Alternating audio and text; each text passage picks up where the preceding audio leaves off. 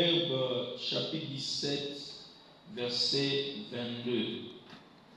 Un cœur joyeux est un bon remède, mais un cœur abattu dessèche les eaux. Amen. Nous donnons 6 remèdes pour les hommes déçus.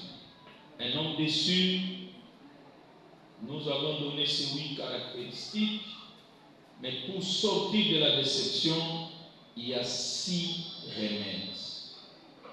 Le premier, la femme qu'il a doit le comprendre au lieu de le condamner ou se lamenter.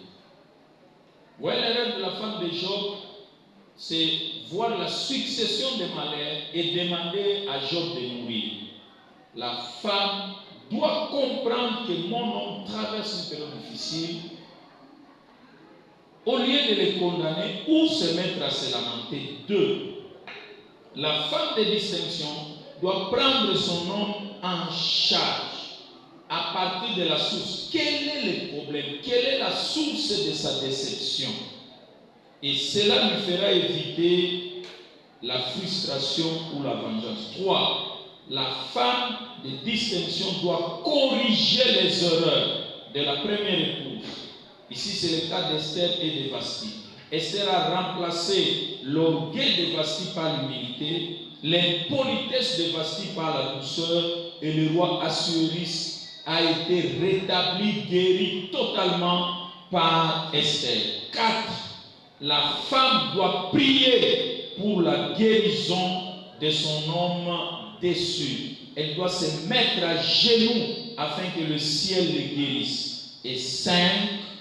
Elle doit verser la joie. Il n'y a pas de plus grand remède dans le cœur d'un homme que la joie. Si nous lisons Proverbe 15, 33, Proverbe chapitre 15, c'est 22. La Bible dit, le remède, c'est la joie. Il n'y a pas de plus grand remède que la joie. Je dis 15, 13. La Bible dit, un cœur joyeux rend le visage serein, mais le cœur est triste, l'esprit est abattu, parole de l'Éternel. Donc quand le cœur a la joie, le visage serein éclate. Mais quand il est triste, l'esprit est abattu et même les os sont desséchés.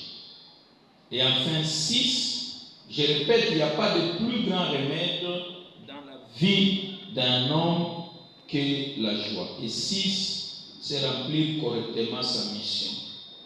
Lorsque tu rempliras ta mission, tu donneras à ton homme le bonheur.